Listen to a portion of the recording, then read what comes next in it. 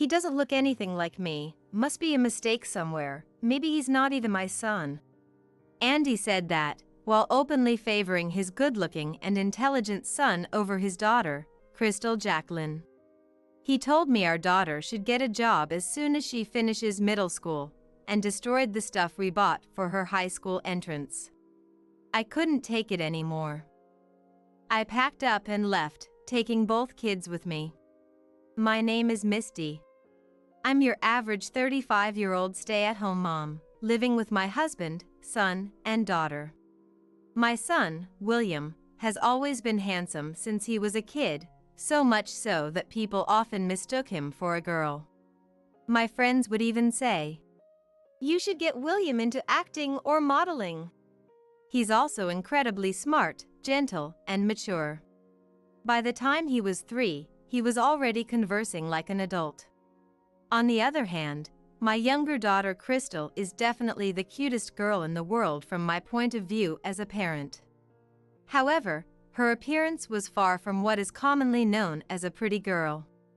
She's a bit on the plump side, with curly hair and a round face. She's not athletic and she's slow to speak. But to me, she's the most adorable girl in the world. However, there is someone who doesn't think well of such a girl. Andy, however, clearly favors William. When he gets home from work, he only pays attention to William. If Crystal tries to join in, Andy tells her she's creepy and trying too hard and trying too hard. Whenever this happens, William suggests, "Let's all play together." But Andy dismisses him, saying, "Don't play with Crystal, you'll catch her stupidity." William sits uncomfortably on his father's lap. He's smart. He understands what's happening. Even my mother-in-law, Jacqueline, dotes on William and mistreats Crystal. Andy's family owns a store. His dad has passed away, so Andy is expected to take over the business. That's why we go to my in-laws once a week. Every time we visit, Jacqueline, Andy's mom, grimaces and says, "Oh, you brought Misty and Crystal again? You could have just brought Andy and William." She says we don't have to come, but if we don't, she makes snide comments over the phone, treating me like a maid.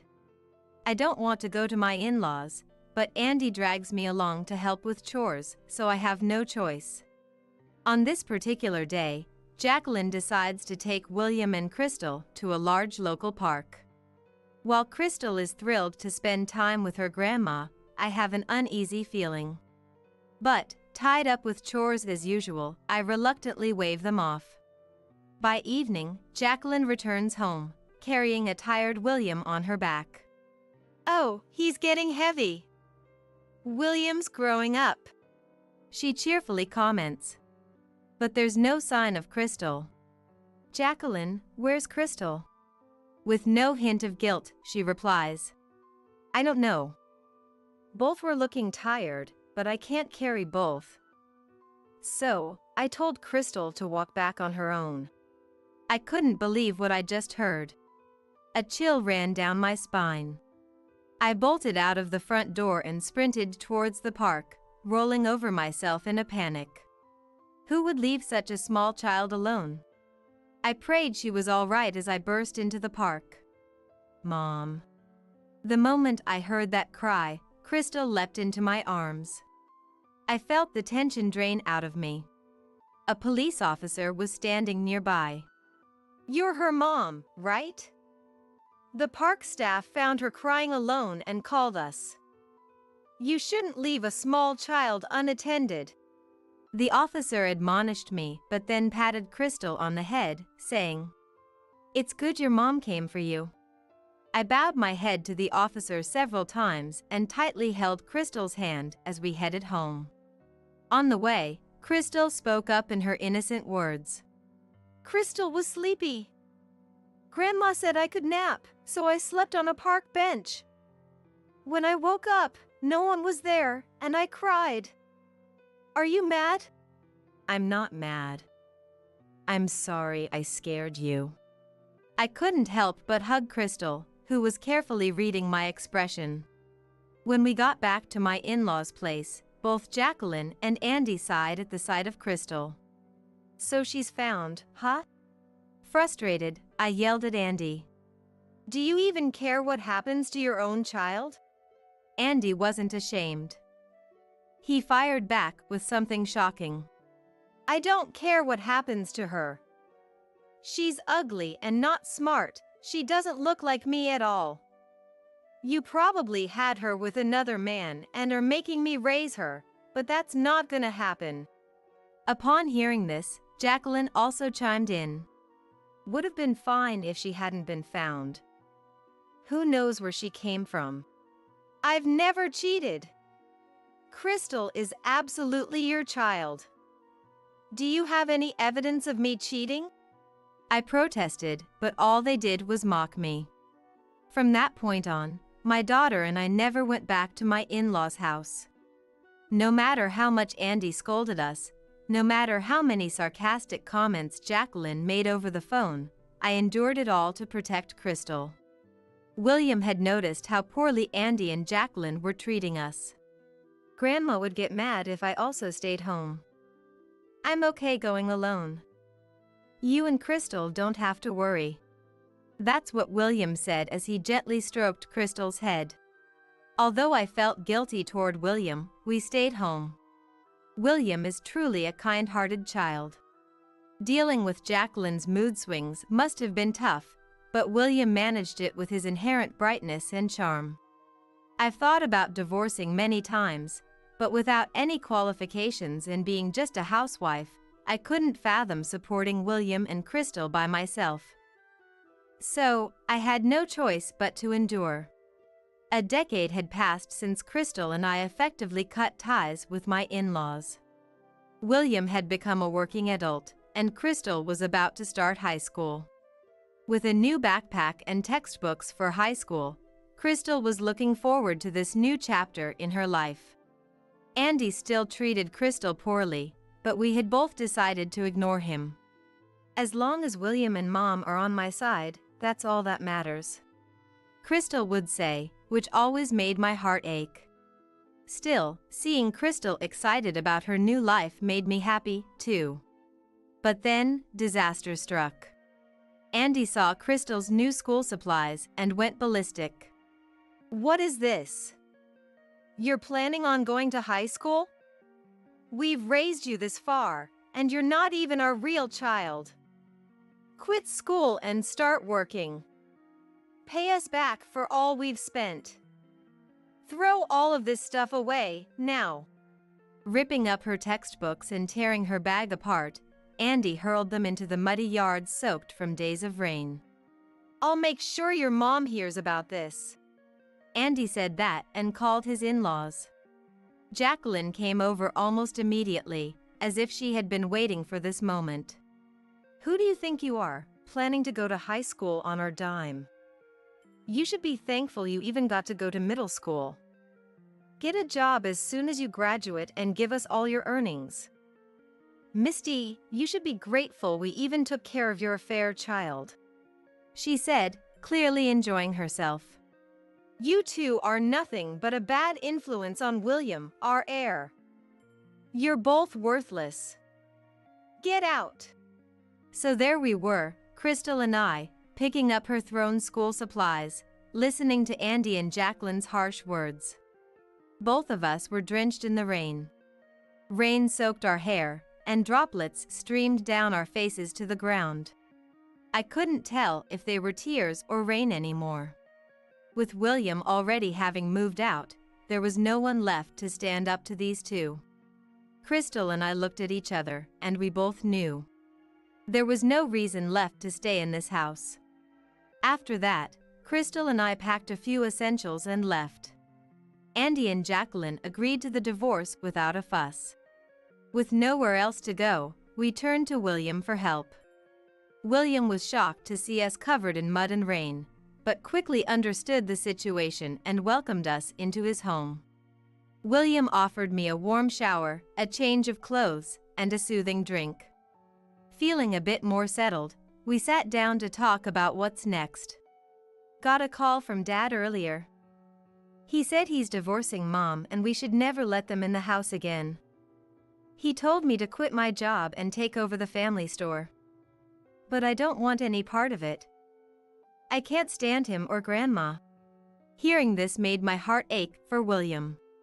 I've always wondered how hard it's been for him, stuck between our family and his in-laws since childhood. I was putting up with it as long as Dad and Mom were married, and while Crystal was in that house. But that's not the case anymore, is it? William grins mischievously. How about changing schools, Crystal? I'm being transferred to another state. We can all move there. And let's keep it a secret from Dad and Grandma. I hope their store goes under. Upon hearing William's enthusiastic proposal, Crystal exclaims, I'm definitely in. I've always relied on William, so it made me feel guilty. But I decided to go along with it because it seemed like the best course of action. Everything fell into place smoothly after that. A few weeks later, we were settling into our new lives in a new place. What Andy and Jacqueline don't know is that Crystal is actually brilliant. She's always been good at tests, she just developed a little slower than others. She even aced the entrance exam to a top high school at our new location. Crystal and I both got new phone numbers, cutting off all contact with Andy and Jacqueline. William kept his line open just to keep tabs on them. He thought it'd be best to have a minimal line of communication to avoid being desperately searched for. 10 years have passed since then. Crystal is an adult now, William has a decent job, and we're all living separately. Today is a rare occasion where we've all gathered for a family meal. I decided to dress up a bit as I waited for the two of them. Suddenly, I hear, Is that you, Misty? Yes, it's Misty. It was Andy, now balding and bloated. And Jacqueline, her hair completely white. And hunched over like a witch from a storybook. Where have you been for 10 years, Misty? We've been worried. Are you still mad about us claiming Crystal is the child of an affair? Come back. We haven't seen Crystal and William for years. Where are my kids? Andy was ranting, saliva flying from his mouth. Yes, come back. We're in terrible shape now. Jacqueline shrieked in her hoarse voice. Despite the dramatic reunion, I felt nothing. I observed them, oddly detached. Mom! Mom, what's going on? I looked back towards the voice. I turned to see a sharply dressed young man and a lovely young woman in a cute dress. Pointing at them, Andy and Jacqueline were speechless. Is that William and Crystal? Yes, but what are Dad and Grandma doing here? William gives a terse response. Wow, you both look incredible. Crystal, you've turned into such a beauty, I hardly recognized you. I never imagined that little Crystal would grow up to be this stunning. I wish I'd been there to see it. Ignoring William's question, both Andy and Jacqueline share their thoughts. You see, after Crystal moved away from Andy and Jacqueline, her life improved significantly. Whether it was the lack of stress or her active involvement in high school activities, she transformed. Her face slimmed down, and her eyes, once lost in baby fat, became more pronounced. Her hair, which was once unmanageably frizzy, gained a beautiful wave. Now, Crystal is so adorable that she could stand next to a celebrity and not be overshadowed. Well, since her older brother William is handsome, Crystal must have had the potential to be beautiful as well. Both William and Crystal are successful and employed by big corporations. They are the pride and joy of me, their mother, Misty. So, the family is back together after 10 years.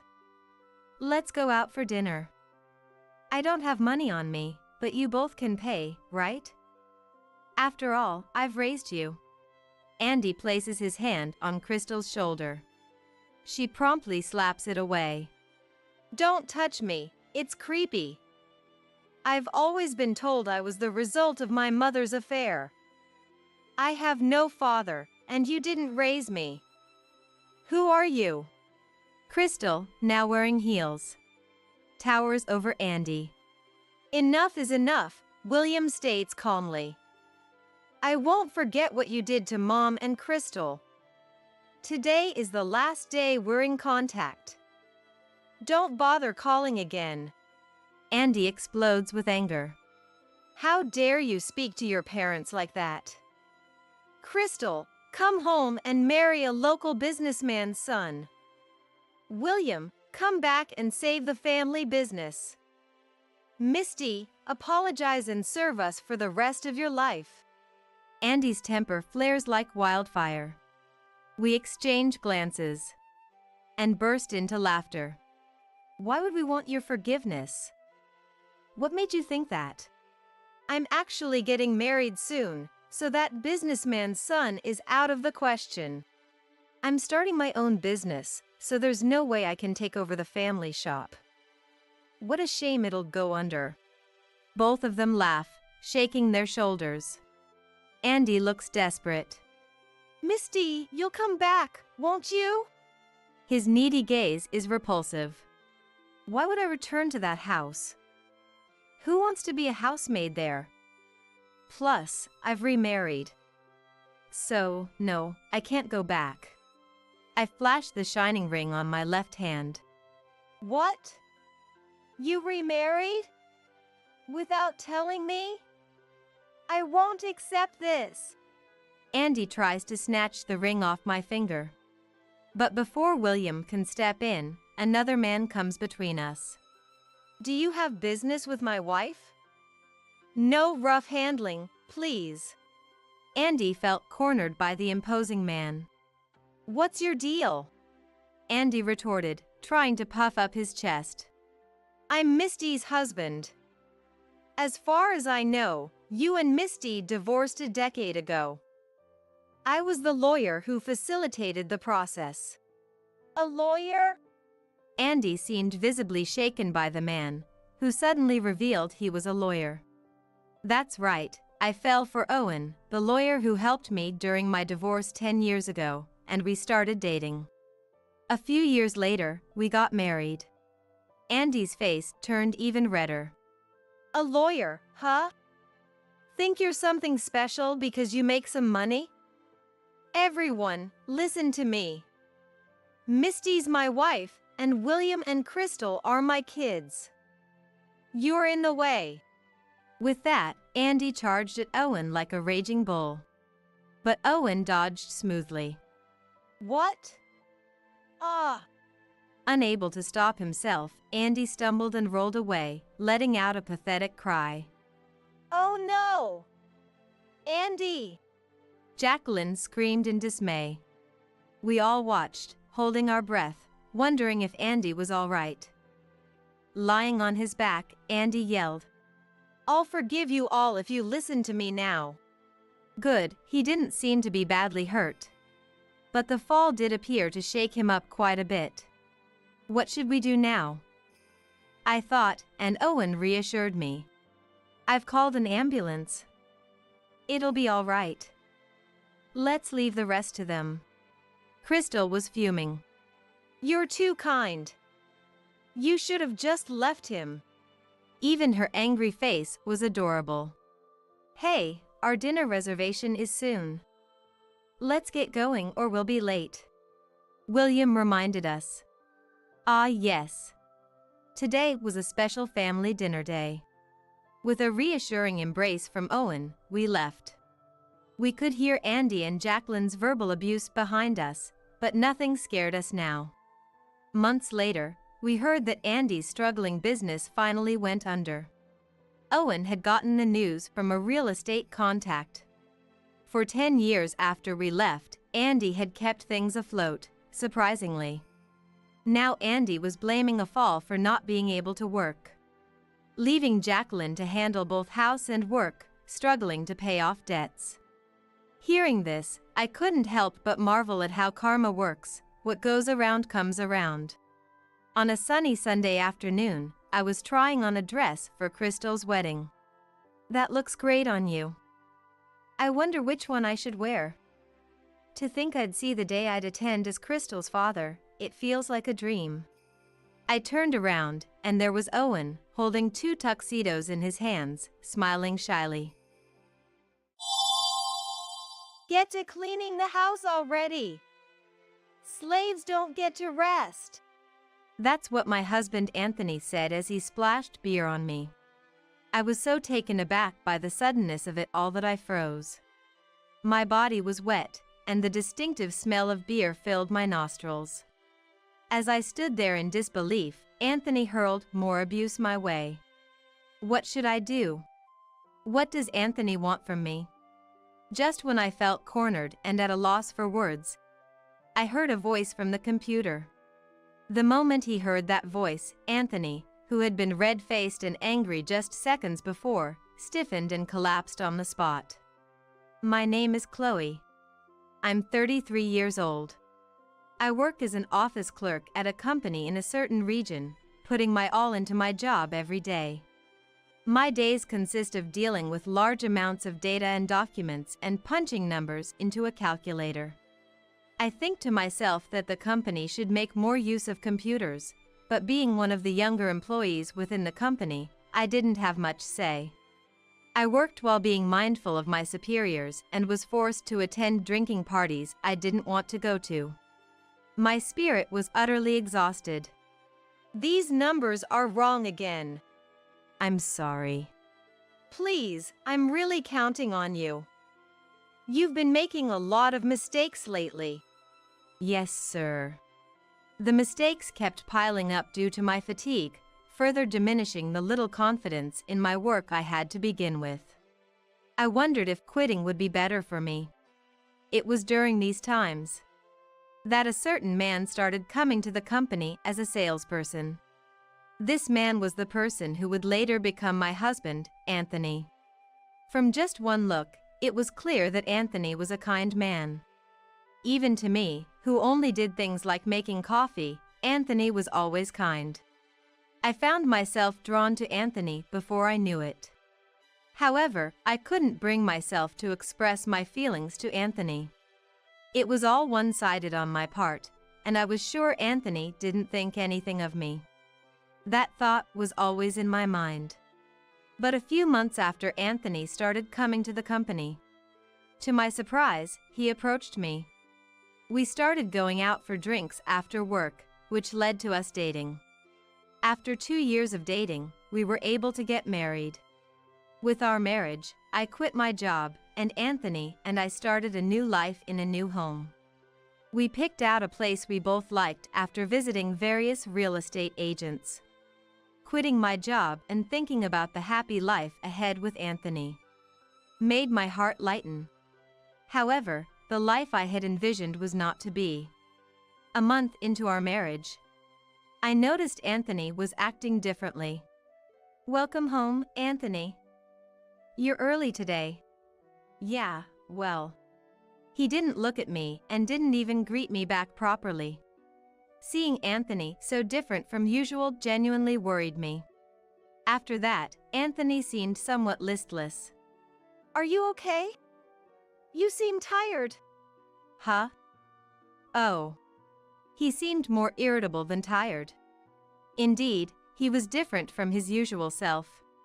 I thought maybe he was just tired today, and didn't think much of it.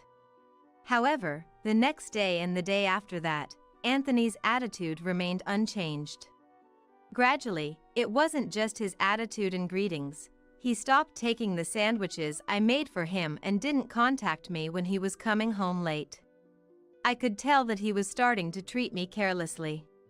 Maybe I had done something to offend Anthony. As I pondered over this, my own time flew by. I was filled with insecurities about my behavior and thoughts of Anthony. Things changed a few months after Anthony started showing a change in his attitude. He began to verbally abuse me out of nowhere. One evening, Anthony spoke to me without touching his dinner. "Hey, Chloe. Do you realize?" "Realize what?" Without a subject, his sudden question was impossible to understand. I urged Anthony to explain further. Without any sign of remorse, Anthony said, "Your cooking is terrible." "What? Terrible?" "Yeah.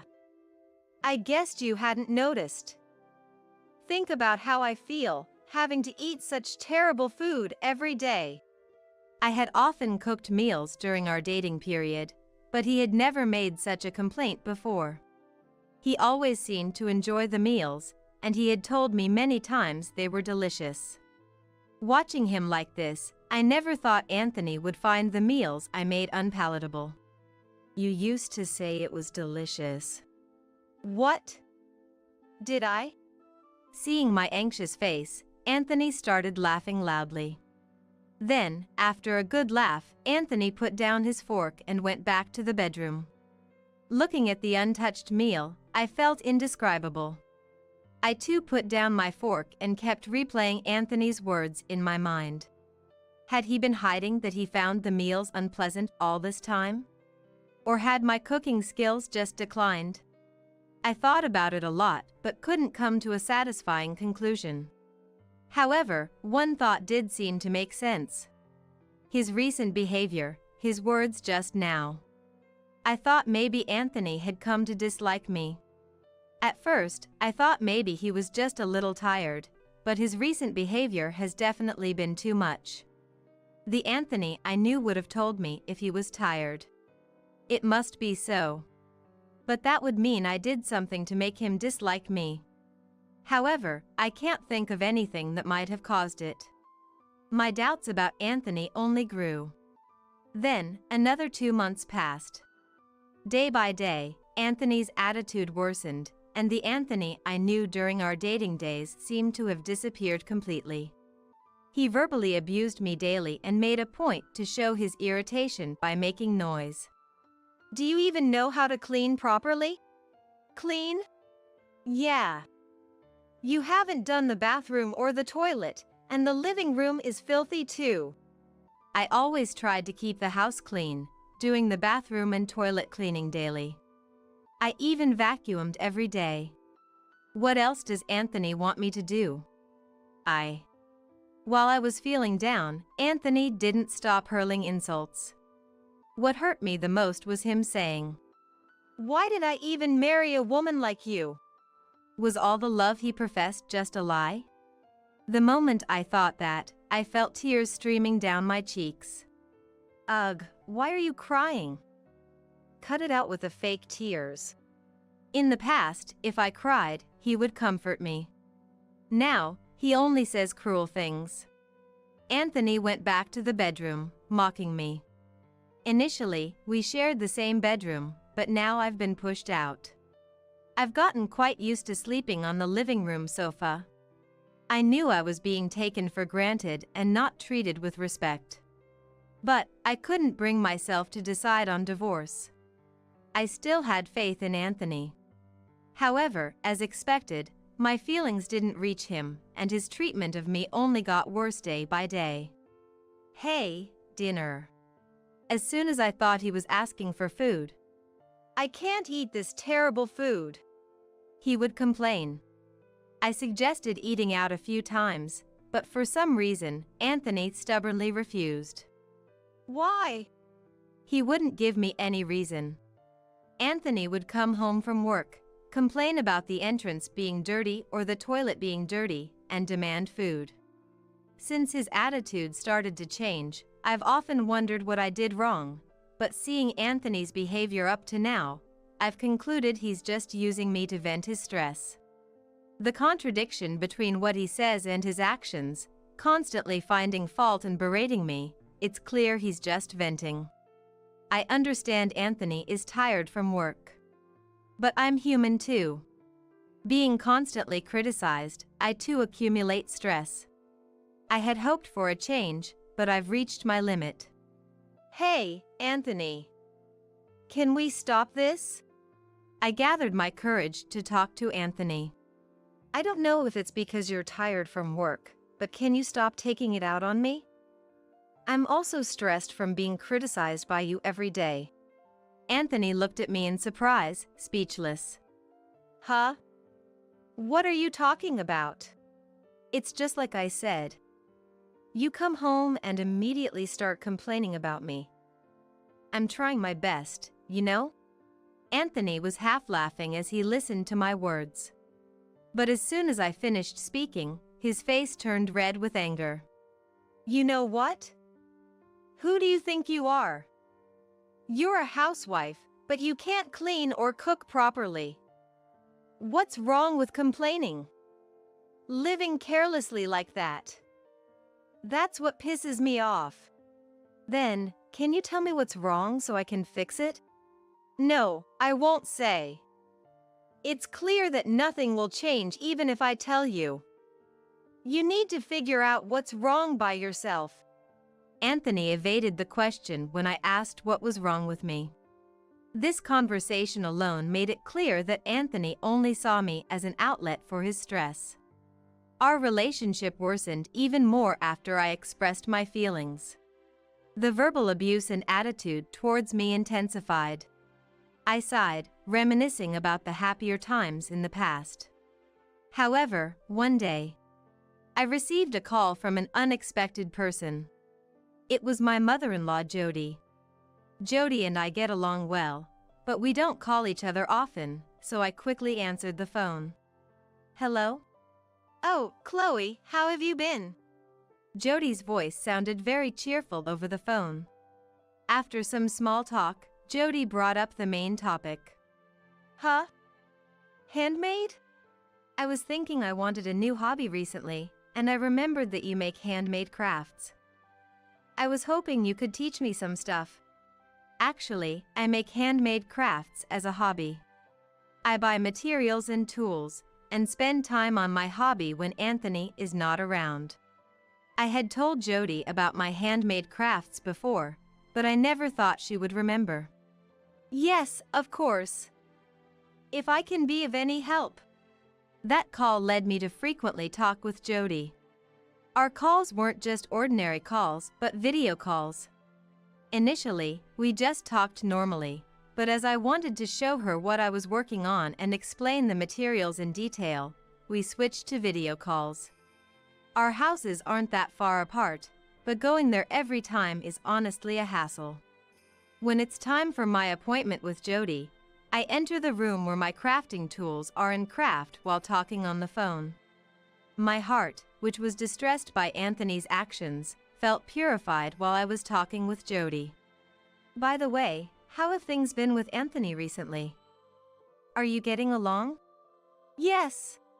I'm glad to hear that. I didn't talk about Anthony to Jody.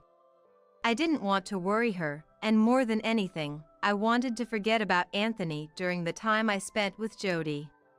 Even after starting to do video calls with Jody, Anthony's attitude remained terrible. I was desperate not to let Jody catch on to anything about Anthony. However, one day, an incident happened. It was a few weeks after I started doing video calls with Jody on a Saturday. As usual, after finishing housework, I was on a video call with Jody when the door to the room opened. Anthony! Turning around, I saw Anthony standing near the door with something in his hand. Completely unaware of the video call, Anthony approached me. Hey, what are you doing here? What about the cleaning? The laundry? Why aren't you doing them? I've already done them. What are you talking about? Didn't you see? Huh? I didn't see anything. Well, he had been watching TV in the living room the whole time, so his response was expected. You're always just watching TV. What? Shut up. Anthony, further aggravated by my words, said, Get to cleaning the house already. Slaves don't get to rest. And then he splashed something he was holding on me. I soon found out what it was. It was beer. I was drenched in beer, smelling of it all over. and Anthony laughed at the sight. Shocked by the suddenness, I was speechless. "If you understand, then get to work." Then, he kicked over a stack of books nearby. Anthony's mocking laughter filled the room. I couldn't take any action and just watched as the books got soaked with beer. But then, "Is that all you have to say?" I heard a familiar male voice from the computer. "Huh? Dad?" Yes, the voice was that of Anthony's dad. My father-in-law, Liam. "What are you doing?" "I saw everything. You verbally abused Chloe and then splashed beer on her. When did you become such a terrible person?" "It's a misunderstanding, Dad. That's not what it was." As Liam began to speak, the bravado from before was nowhere to be seen in Anthony, who now appeared completely cowed. Despite seeing Anthony like this, Liam didn't stop his anger. "What misunderstanding? It doesn't seem like this was the first time, was it? What are you playing dumb for? Really, when did you change like this?" Liam was clearly exasperated. It's understandable to be dismayed if your own son was doing such terrible things. Ignoring Anthony, who was just standing there with his mouth open, Liam made a proposal to me. "Chloe, won't you come to our house right now?" "Right now?" "Yes. I'm worried about leaving you in that house. If it's okay with you, I can come to pick you up right away." I was honestly surprised by Liam's invitation. But, thinking about it calmly, staying with Anthony alone, I really couldn't predict what he might do next. "Would that be okay?" "Of course. I'll be there soon. Anthony, if you do anything to Chloe, you won't get off lightly." With that, Liam hung up. I immediately started preparing to go to my in-laws' house, waiting at the entrance for Liam to arrive.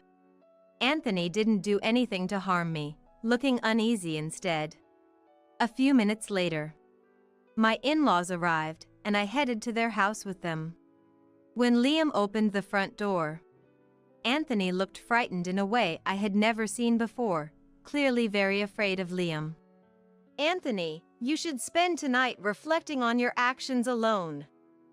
Understand?" "Dad, I'm sorry, What are you saying? The person you should be apologizing to isn't me, it's Chloe. Just think about what you've done alone. Reflect on it.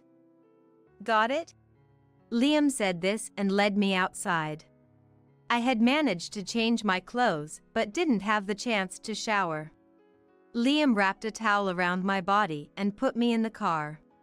A few minutes later, when we arrived at my in-laws' house, Jody was waiting for me.